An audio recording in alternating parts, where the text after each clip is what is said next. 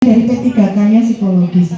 Kalau semisal ini kita sudah bisa menangani secara kekeluargaan gitu ya, artinya P3K-nya sudah dikasih, kita bawa ke layanan dasar. Layanan dasar tuh kalau di desa mungkin ada puskesmas ya. Kalau di Jogja itu udah bagus, Bapak Ibu, Jogja, Sleman, setiap puskesmas itu sudah ada psikolognya. Bisa diakses psikolognya. Di Kota Surakarta kalau Anda punya KTP-nya Surakarta, dapat layanan konseling gratis di Puspaga namanya, Pusat Pemberdayaan Keluarga, letaknya di Taman Cerdas Yegres. Nah ini monggo ditanyakan di kabupaten masing-masing, ada Puspaganya enggak? Itu di bawah DP3KAP ya Pak kalau nggak salah, dinas apa perempuan, itu pokoknya dulu banget ya. Pusat Pemberdayaan Keluarga. Kalau misal belum ada psikolognya, sebenarnya kan masyarakat boleh ya ngusulin ada psikolognya ya, biar dihadirkan, biar kita tuh butuh untuk bisa rujukan, jadi rujukan.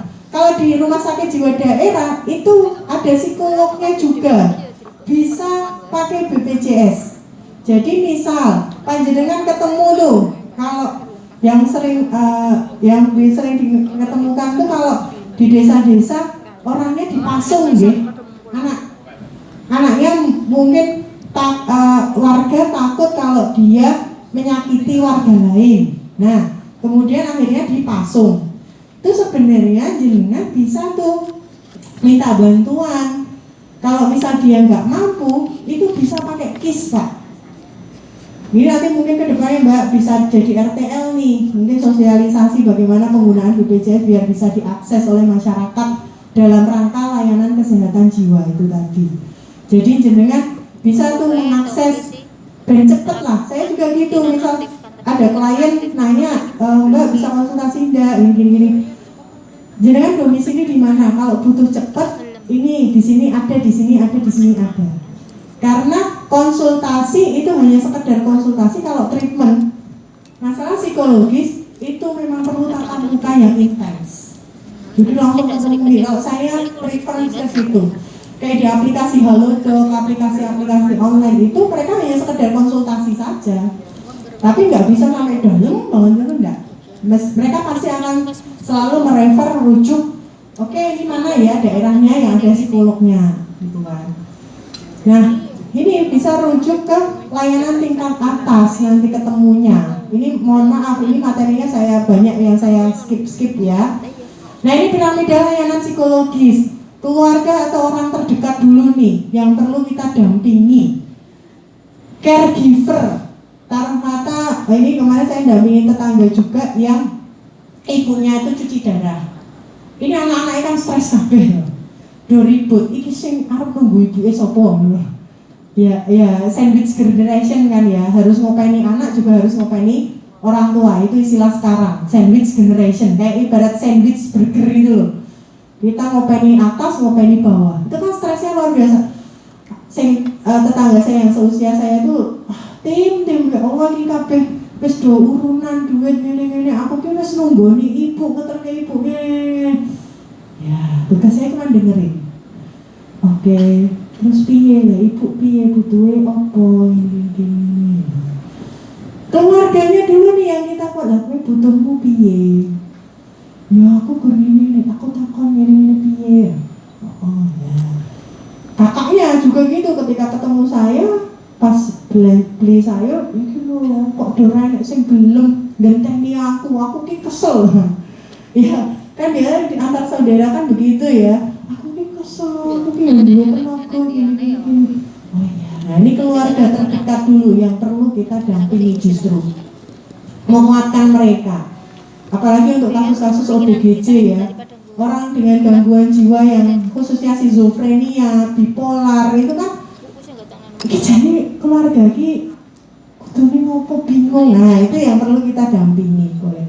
Relawan yang terlatih, nah ini panjenengan adalah kader-kader relawan. Nanti dirujuk kepada relawan. Terus tokoh masyarakat, bisa ulama, besar agama. Kalau di desa-desa banyak yang masih mengenal kayak digowo orang pintar.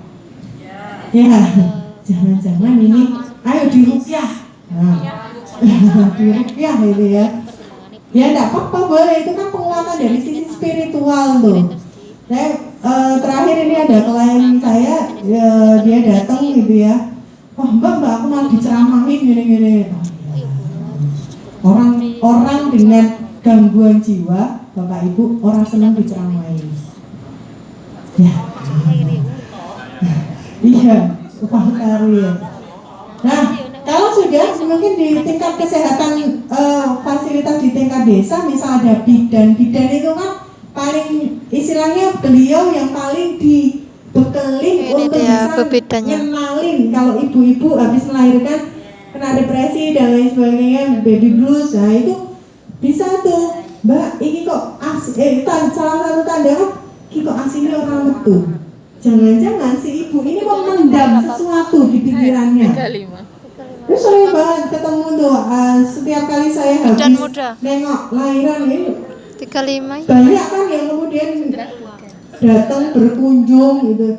Saya diperhatikan tilihan bayi sinten, ibunya apa bayi nih? Bayi nih. Kadonya lebih banyak untuk siapa? Bayi. Nah, saya ngomong ibu yang sering kita temui gitu loh mbak.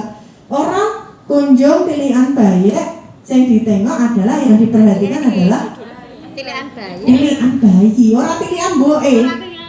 Orang tilihan boe bayi. Padahal terus apa yang terjadi sama ibunya? Kerasa gimana ketika semuanya perhatian tertuju sama si bayi? Ya senang bu.